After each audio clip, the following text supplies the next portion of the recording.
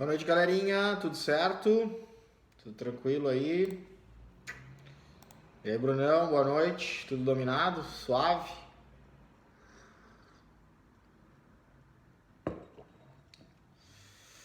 Pessoal, então hoje é a nossa aula da unidade curricular 9 sobre gestão de recursos, gestão de materiais.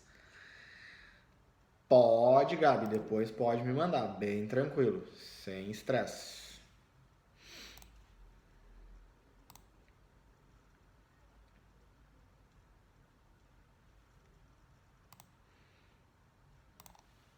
Tá? Joana me mandou um WhatsApp aqui.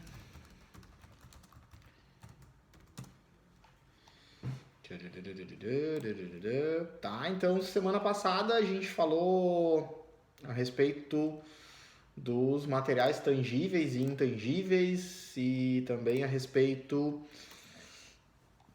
dessa gestão de material, da valorização, né, desses recursos, né, o que é um recurso, né, que é muito importante. Às vezes dentro da empresa nos falta recurso, né, seja recurso tangível ou intangível para dar conta da demanda necessária, né? Então às vezes nos falta capital financeiro, recurso financeiro para dar conta da nossa demanda, da nossa necessidade, e às vezes nos falta recurso humano, por exemplo, para dar conta da necessidade que a gente tem ali de trabalho, da demanda de trabalho, de capacitação e tudo que envolve dentro de uma estrutura empresarial, tá?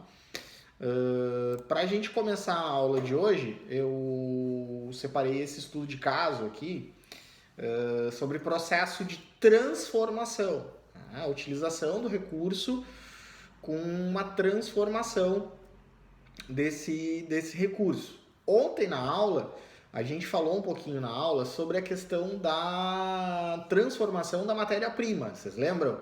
Eu comentei com vocês a respeito das nossas commodities, né, como por exemplo o minério de ferro, né, que é exportado para a China como uma commodity, como uma matéria-prima, como minério, e retorna para o Brasil transformado, né, em chapa de aço, em vergalhão de ferro, em situações de metal, né? Então a gente passa por essa transformação da matéria, por essa transformação do recurso. E como que eu utilizo esse recurso transformado posteriormente também é um tópico importante da gente avaliar, tá? Então agora, galera, ó, que legal esse próximo slide, olha aí, ó. Olha o recurso que a gente tinha e olha a transformação desse recurso, tá? Então, para que houvesse essa mudança nesse recurso, o que vocês acham aí dos recursos apresentados, do material apresentado? É um bom material? Vocês apostariam na capacidade produtiva desse primeiro material? Então, assim, existe um recurso físico, né? Tá ali estampado na nossa carinha, certo?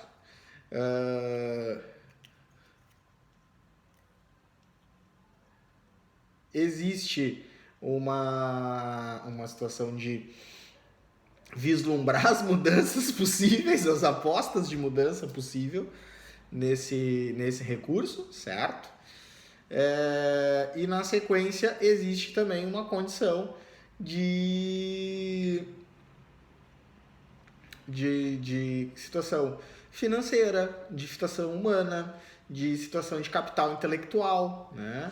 Então, assim, quanto capital intelectual é investido para fazer essa transformação nessas pessoas que estão mostradas aqui, né? Quanto que um cabeleireiro, quanto que um esteticista, quanto que um dentista, quanto que uma série de profissionais estudaram, né, Gabriele, para poder aplicar essa mudança de visual nesses recursos que a gente tem aqui, nesse material que a gente tem aqui.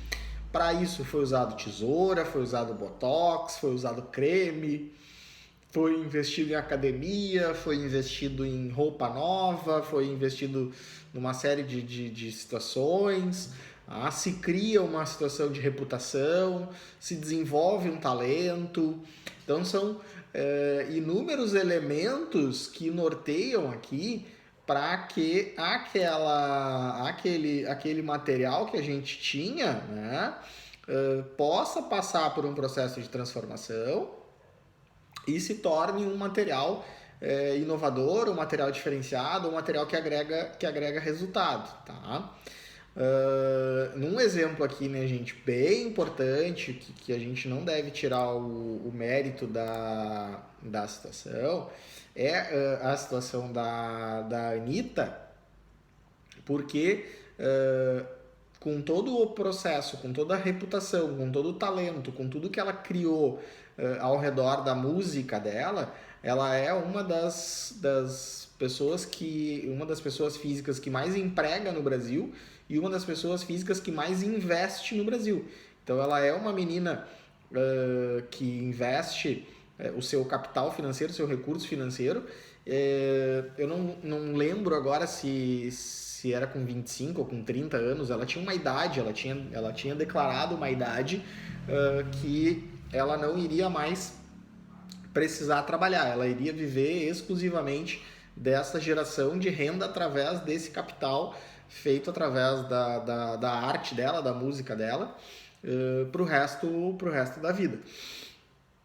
Essa condição, essa situação, essa transformação, olha só, ela está transformando um recurso que foi dado para ela, que é um recurso de voz, que é um recurso de imagem, que é um recurso de corpo, em capital financeiro, e está reinvestindo esse capital financeiro, dando emprego para outras pessoas, mas também trazendo essa linha de investimento financeiro para ela, para que ela possa viver a partir daquilo ali e trazer investimento a partir daquilo ali. Tem um youtuber que eu não sigo, não sei bem, mas eu acho que é Felipe Neto, eu não sei o que é Neto, que também é um puta investidor nesse sentido, um puta empresário nesse sentido, porque o cara tem o rosto dele, a marca dele estampada em tudo que foi possível colocar. Chiclete, bala, caderno, lápis, estojo, mochila, sei lá, brinquedo, inúmeras situações que ele transformou aquele recurso que ele tinha, aquele material que ele tinha, ele transformou... Lucas Neto, isso aí, obrigado, Gabi. Eu sei que é Neto, tá? Eu sei que é Neto, agora o que é Neto eu não sei. Que transformou isso e transforma isso em renda, em capital, e se não me engano é um dos youtubers mais ricos do Brasil fora do YouTube, né? Ele ganha muito mais dinheiro fora do YouTube do que ele ganha com o YouTube, né? Isso, onde ele puder botar o nome dele, a cara dele, ele tá botando, entendeu? E pior que essa porra vende. E aí é nessas horas que eu fico pensando aonde foi que eu errei, né? Mas tudo bem. Entenderam aqui a brincadeira, galera? Dessa transformação do material, do recurso?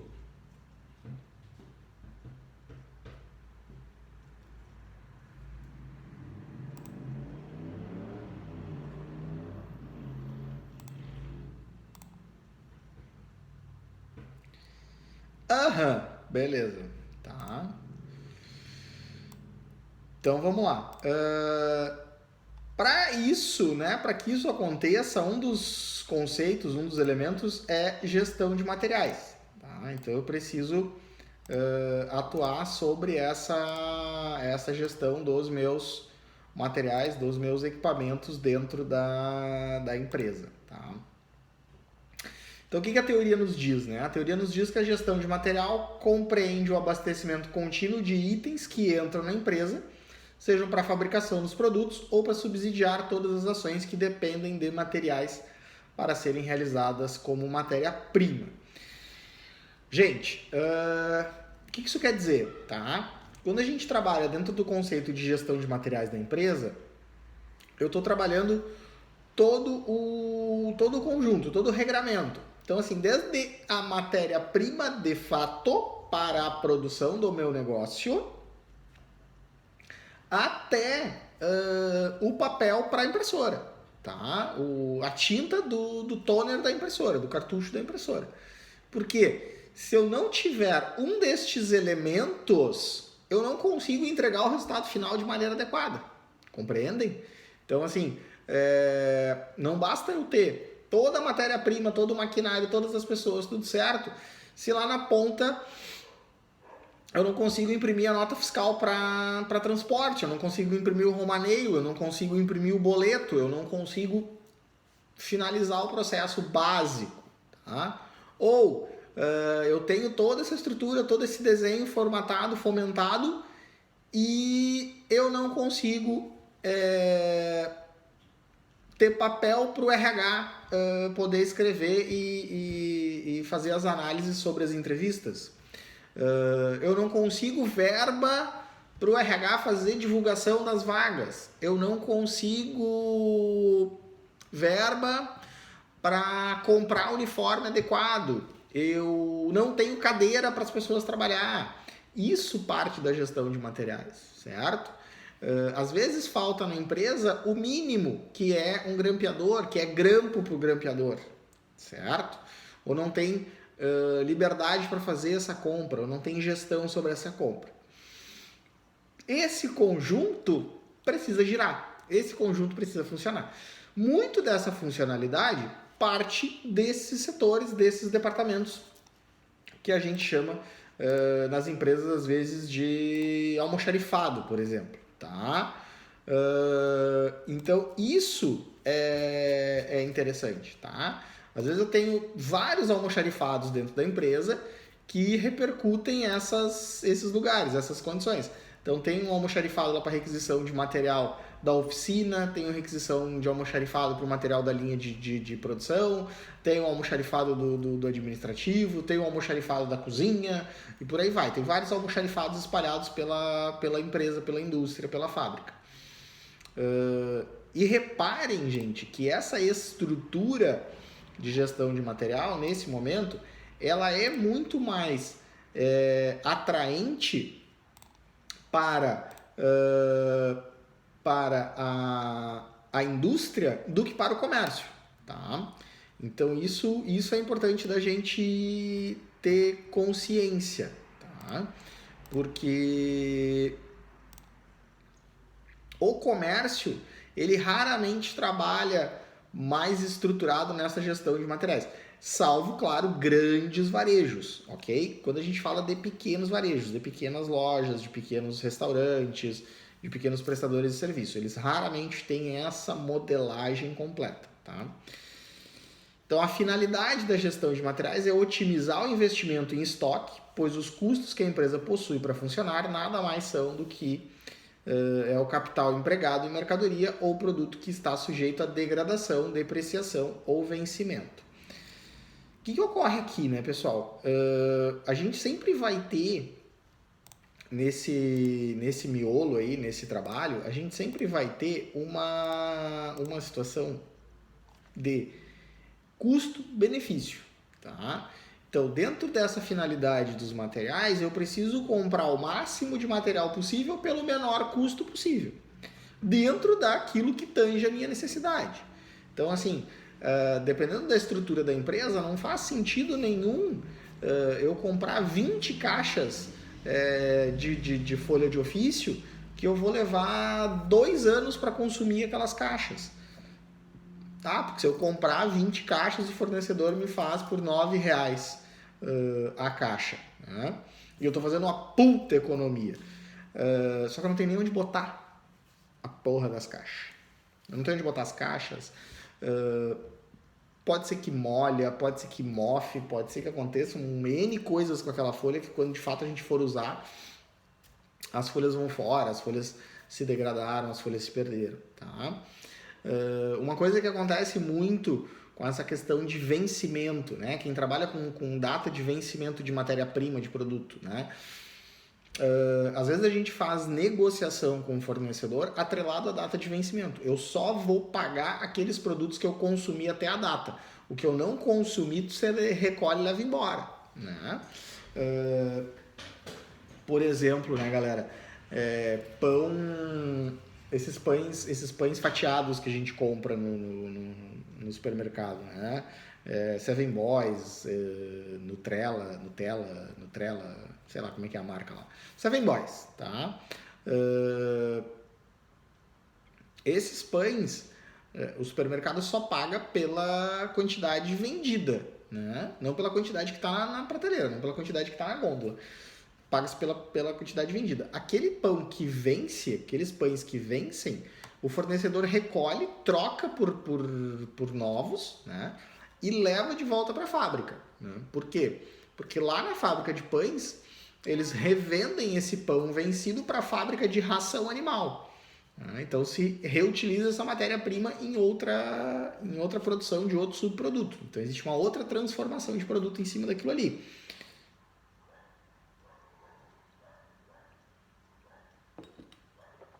Então esse ponto é um ponto estratégico importante, tá? Para dar um outro exemplo para vocês, daí usando a questão da depreciação, esse momento que a gente está vivendo da alta do arroz, da alta da soja, da alta do milho, da alta do leite, faz com que, independente do tamanho do negócio, a gente compre menos desses produtos, a gente seja mais estratégico na compra desses produtos, porque daqui a pouco eu compro lá várias quantidades, uma quantidade absurda de leite, por exemplo, vou comprar leite para 3 meses, lá, não precisar mais comprar leite do meu fornecedor, vou comprar para 3 meses, porque esse leite está subindo mesmo, vou comprar agora que está barato, porque daqui 3 meses vai estar mais caro, vou ganhar dinheiro em cima disso. Beleza, show. Se a tua estratégia funcionar, top. Se daqui 3 meses o leite estiver mais caro, beleza. Mas e se daqui 3 meses o leite estiver mais barato? Daqui a pouco você vai ter que estar vendendo por menos do que você pagou, por menos do que você está pagando, tá?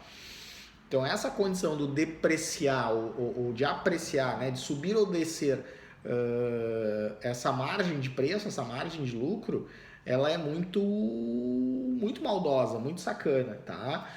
Uma coisa que acontece, gente, por exemplo, com as licitações públicas, é quando se faz uma licitação de fornecimento de determinado item, de determinado produto por um determinado tempo, normalmente esse produto ele vai custar muito mais caro do que ele custa no mercado naquele momento, né? Então, por exemplo, assim, eu e o Bruno, a gente tem uma empresa de informática e a gente vai fornecer computador para a John Deere.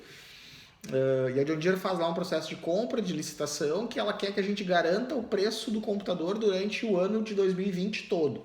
Se a gente for comprar o computador hoje lá, ele custa 3 mil reais. Não tem como eu dizer para a John Deere que eu vou vender ele por 3 mil o ano todo.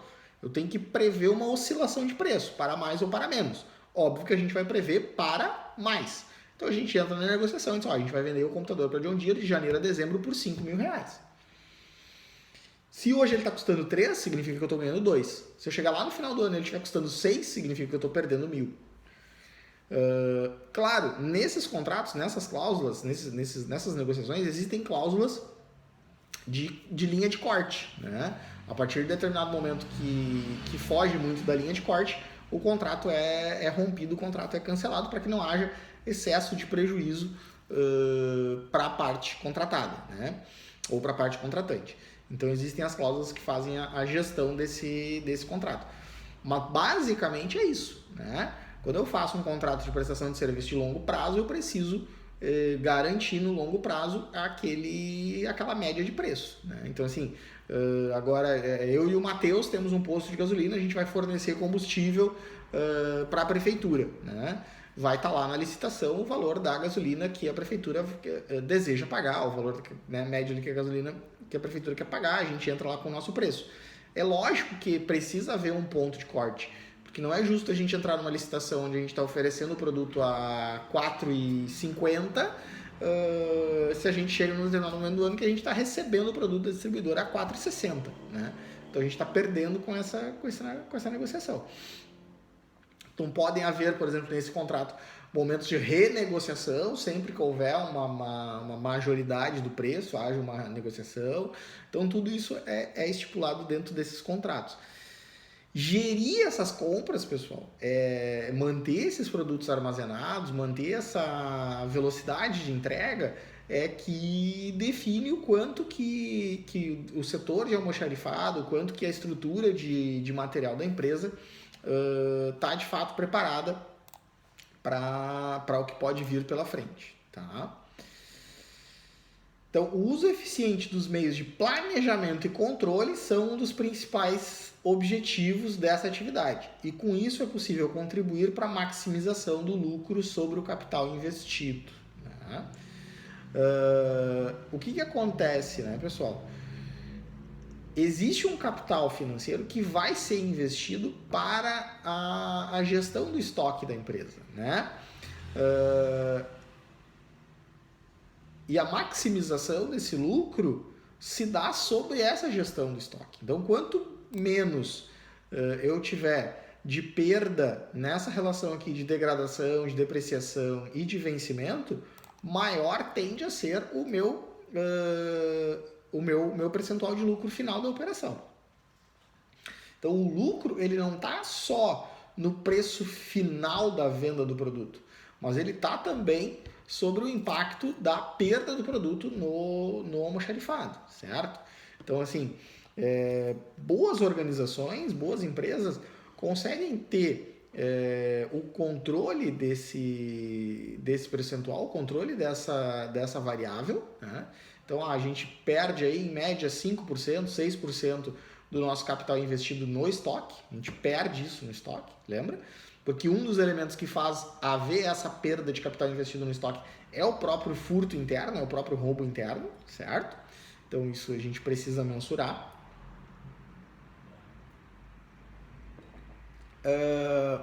A gente tem uma outra perda que aí não atrela tanto a capital investido, mas a capital não recebido, que é o percentual de clientes inadimplentes. Então, a gente tem aí 2%, 3% de inadimplência, então são clientes que compram e não pagam. Então, todos esses percentuais, eles são medidos dentro da instituição e quando a gente vai fazer uma geração de um preço de venda de um produto, a gente está agregando esses percentuais dentro daquele preço de venda. Então, quanto maior é o meu percentual de perda de capital investido no estoque, maior vai ser o meu preço de venda. Quanto maior é o meu preço de venda, menor é a minha competitividade no mercado. Porque eu vou ter concorrentes que controlam melhor o seu estoque e, por consequência, conseguem vender mais barato do que eu. Então, esta balança ela é muito importante nesse sentido. Assim como o exemplo da inadimplência. Se eu tenho uma inadimplência controlada, menor é a minha perda de capital não recebível, maior é o meu lucro, maior é a minha capacidade de reinvestir dentro do negócio e menor é o impacto que eu preciso jogar para dentro do preço do produto final para repor essa perda. Tá? Lembrando que não são todas as empresas que conseguem fazer essa dinâmica, não são todas as empresas que conseguem aplicar essa lógica na prática. Né? E isso reflete muito no resultado final, no dia a dia do negócio. Tá? Então, primeiro ponto aqui, né, galera, que traz ali desse planejamento, desse controle. Recursos naturais, tá?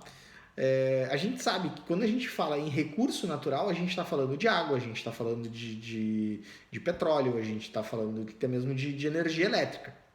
Essa relação dos recursos naturais, eles são cada vez mais escassos e cada vez mais caros.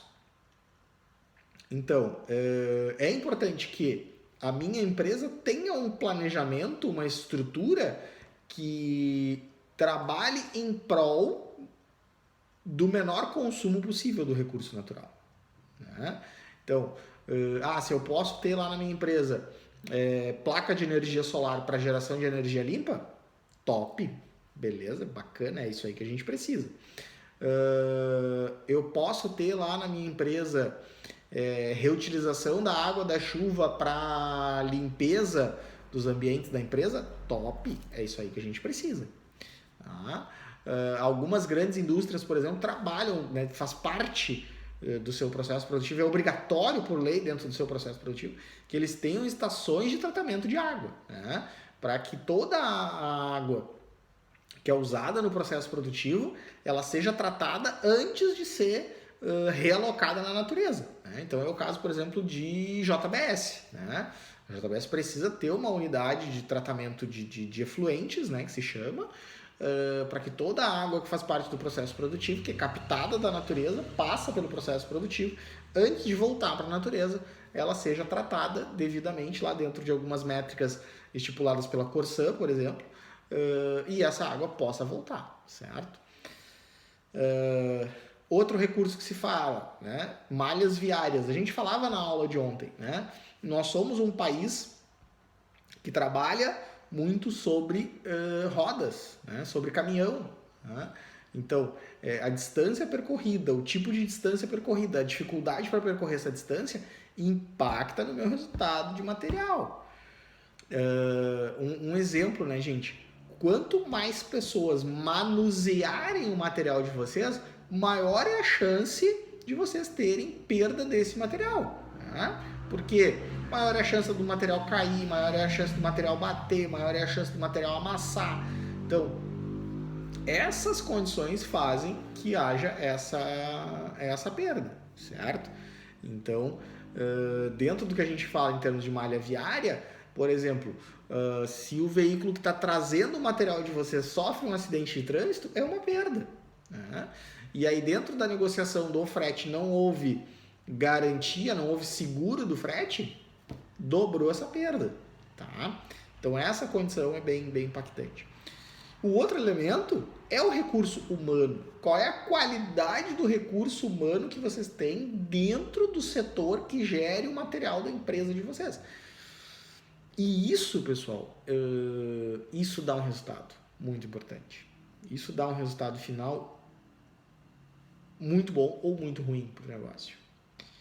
Quando vocês têm, pegar o caso de uma indústria, por exemplo, né, que tem lá um conferente que recebe o material que entra, né, que confere o material que entra e que confere o material que sai, essa pessoa precisa entender que a posição de trabalho dela é uma posição chave, é uma posição de extrema importância, uma posição relevante para o negócio. Porque ele está dizendo que entrou pela porta de acesso do depósito, pela porta de acesso do almoxarifado, aquela quantidade de produto, aquela quantidade de matéria-prima. Aquela quantidade de matéria-prima gerará uma quantidade Y de produto final. A partir do momento que não casa a quantidade de entrada com a quantidade de saída, existe uma perda no processo produtivo. E a gente precisa identificar se essa perda está ocorrendo no processo produtivo, se essa perda está ocorrendo nesse controle. Então, se eu disser que entraram 10 toneladas de minério de ferro, que essas 10 toneladas de minério de ferro vão resultar em 2 tratores no final, e resultou em um só, ou houve um desvio desse minério de ferro dentro da linha de produção, ou não entrou essa quantidade de minério de ferro pela porta de entrada, ou saiu mais do que um trator. Então, esta importância desse recurso humano.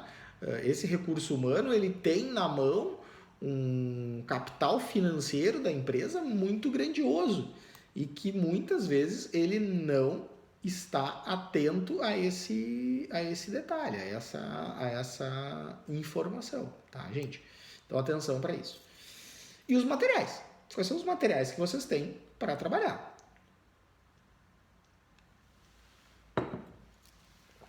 É importante termos bons materiais para o nosso trabalho, tá? Então aqui, né, um exemplo que eu gosto muito, tá? Que é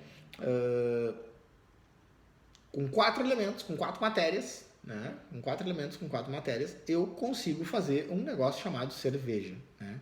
Que é basicamente água, malte, lúpulo e fermento. Qualquer coisa fora disso aqui não é cerveja. Tá? Então, se vocês pegarem lá qualquer marca e tiver escrito lá cereais não maltados, isto não é cerveja. Cerveja se faz com água, malte, lúpulo e fermento. Ponto final. Entenderam o que é cerveja, gente? Estes 4 elementos vão passar por um processo de transformação. Olha que interessante, tá? Vão passar por um processo de transformação. Obrigado, Alana. A Alana sempre atenta às minhas aulas. Aconteceu, galera, acho que foi no final do ano passado, no início desse ano, aquele caso da cervejaria em Belo Horizonte, de que no processo de transformação da cerveja houve uma contaminação com um outro produto lá, que era um anticongelante, né? Alguma coisa assim, não me lembro exatamente, acho que era um anticongelante, que levou uma série de pessoas à morte. Né?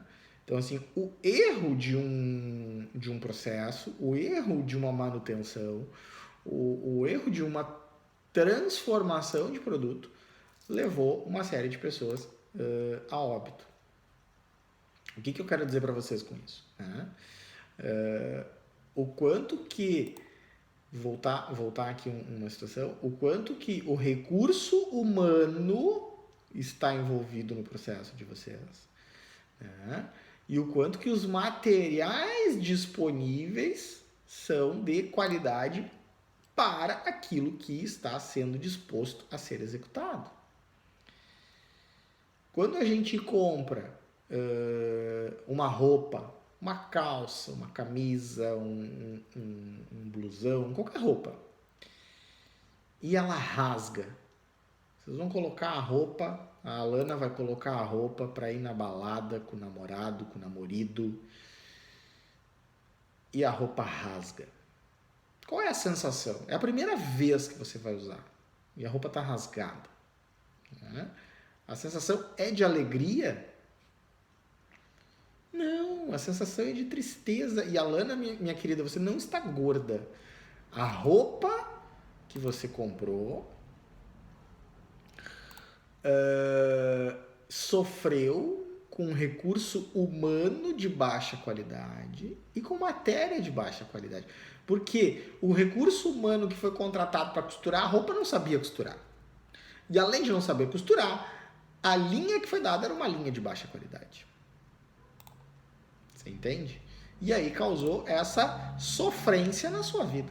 Causou essa desilusão na sua vida. Com aquela loja, com aquele vendedor, com aquela marca. Raramente, meus amores, raramente a gente inclusive vai linkar a marca da roupa. A gente vai linkar o vendedor e a loja. O prejuízo maior para isso é do vendedor e da loja. Nesse caso da cerveja, o primeiro link que as pessoas fizeram foi com o supermercado. A cerveja que eu comprei no supermercado da Alana matou o meu tio. Depois as pessoas foram ver qual era a marca da cerveja. Certo?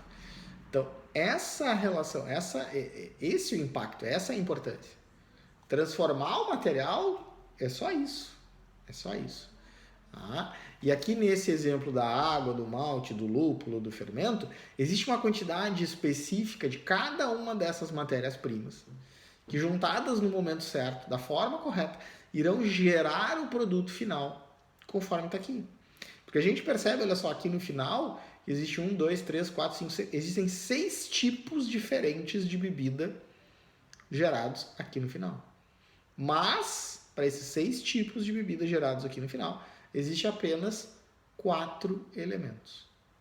4 elementos. Os mesmos 4 elementos são capazes de produzir 6 tipos de produtos no final da linha de produção. Porque depende da quantidade, do tempo de maturação, da forma como é utilizado, temperatura e por aí vai. Não sou produtor de cerveja, sou degustador de cerveja, mas não sou produtor de cerveja. Que gerará no final esse conceito, gerará esse material aqui no final. Então, esta relação, esta situação, ela é impactante, tá? Então, fiquem atentos para isso ao redor de vocês, tá? Um exemplo bem nosso, da nossa casa, né? Água, um pouquinho de óleo, um pouquinho de sal e um pouco de arroz, Vocês podem gerar inúmeras receitas com esses quatro elementos. Né? Um arroz mais durinho, um arroz mais molinho, um arroz mais unido, um arroz mais separadinho, um arroz... Enfim, tá? Então, pensem um pouquinho sobre isso. Outra condição, né, galera? Na gestão de materiais, ganha destaque a função de compra. O comprador é muito importante quando a gente fala de gestão de material. O início do lucro ou prejuízo começa no momento que a compra é realizada, já que, caso bem sucedida, a economia auxiliará proporcionando um custo menor sobre o cálculo do preço de venda e mais ou menos recursos para a efetivação do trabalho da organização. Aqui vem uma figura que nos últimos anos se tornou cada vez mais importante nas empresas, principalmente nas indústrias, e dependendo do porte, dependendo do modelo do negócio, dependendo da ocasião, as indústrias setorizaram os compradores, né? O comprador de matéria-prima XYZ, o comprador de insumos ABCD e por aí vai. E muitas vezes as indústrias fazem um rodízio desses caras para que não fique o fornecedor negociando sempre com o mesmo comprador, porque cria um vínculo, cria um vício, o fornecedor já sabe qual é a métrica que consegue chegar, onde é que o cara se sente confortável em termos de valor, em termos de desconto, em termos de benefício. Então se faz uma rotação desses caras para estar sempre deixando o fornecedor meio tenso, meio nervoso ali, porque mudou o comprador, tá? E comprador passa a ser uma função estratégica e passa a ser uma função bem remunerada pelas empresas, porque as empresas entendem que essa remuneração evita, de certa forma, por exemplo, situações de corrupção, né? Porque sim, comum, eu diria, não diria normal, mas eu diria comum a gente ouvir, né, no Brasil inúmeras histórias de compradores que enriqueceram, que receberam propinas de fornecedores para facilitar a compra e a entrada de determinados produtos em determinadas empresas, em determinadas situações. Tá?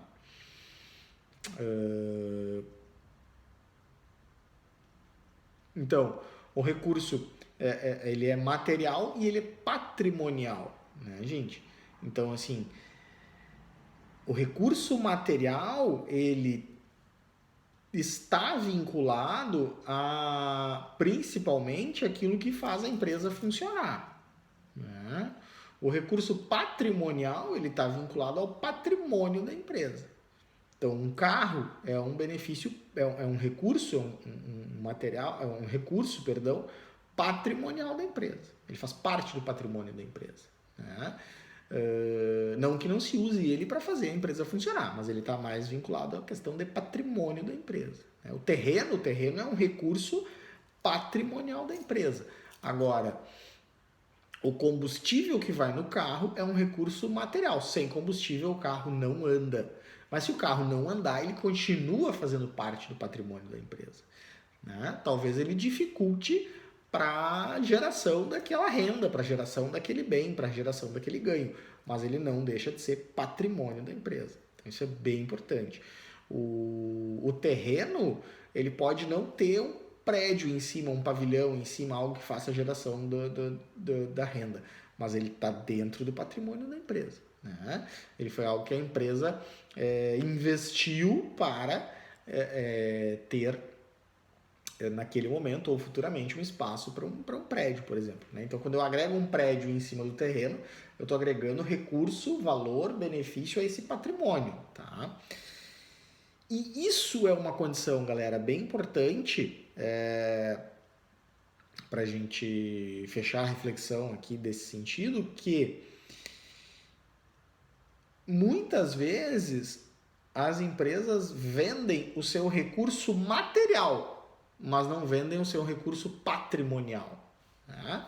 Então, eu vou comprar lá, eu e o Bruno, eu e a Alana, a gente vai comprar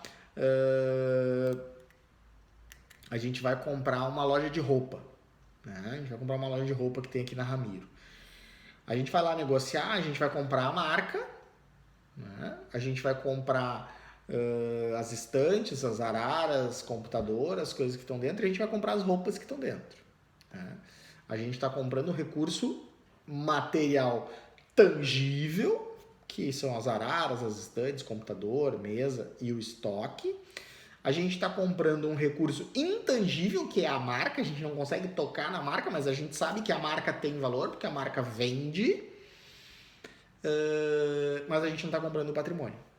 A gente não está comprando o prédio. Porque muitas vezes o prédio nem pertence ao dono da marca. O prédio é locado, pertence a uma outra pessoa. Tá?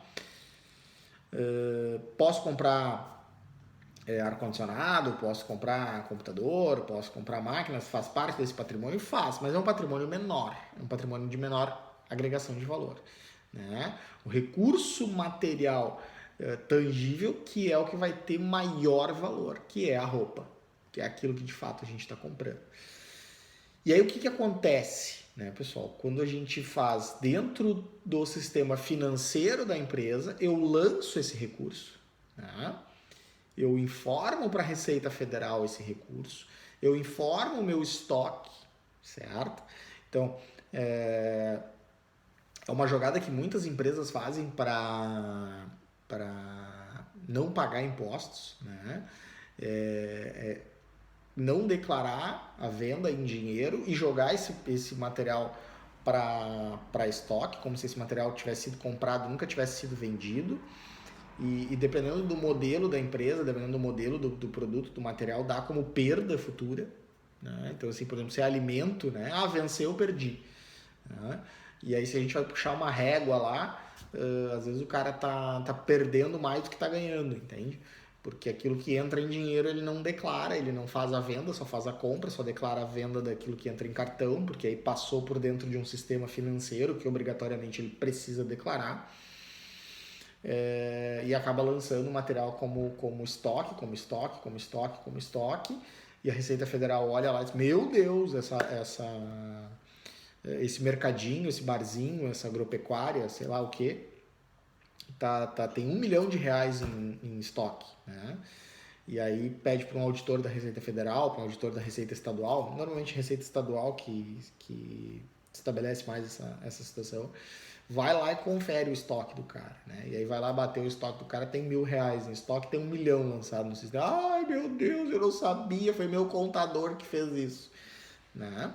Então, essa gestão é muito, muito importante, passa por esses conceitos, passa por essa relação, tá, galera? A gente consegue hoje, por exemplo, ditar o valor de uma empresa por quanto vale a marca, por quanto vale o que ela tem no estoque, por quanto vale o patrimônio que ela tem. Tá? Se a gente pegar para os dias de hoje, o quanto vale a marca, o quanto vale o conhecimento, a gestão do conhecimento, que é algo muito mais intangível, normalmente vale mais, dependendo do modelo do negócio, vale mais do que os prédios que aquela empresa tem. Tá? Que é o caso da Google, por exemplo, né? O conhecimento da Google, a marca da Google vale muito mais do que o recurso patrimonial da Google, né? Daqui a pouco, pegando o caso da John Deere, o conhecimento embarcado da John Deere, a marca da John Deere, o alcance da marca no mundo vale mais do que o que a marca tem em prédio, do que a marca tem em ferramenta, do que a marca tem em estoque. Tá? Então, isso são condições de mudança mundial na valorização de determinadas empresas, tá, pessoal? Então, isso é bem importante de vocês saberem, de vocês estarem atentos. Tranquilo? Dúvidas, perguntas sobre a aula de hoje?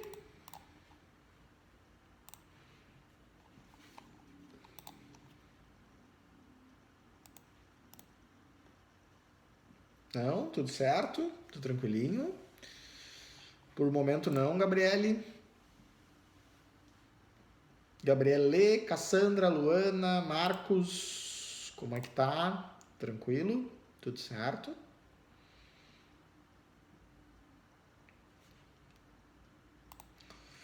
Então tá, gente bonita, gente bacana, gente maravilhosa. Nos vemos amanhã. Né? Amanhã temos web novamente sobre a unidade curricular 10, dando sequência ao que a gente estava trabalhando na aula de ontem. Certinho, certinho? Beijo, beijo. Bye, bye. Até amanhã, galerinha.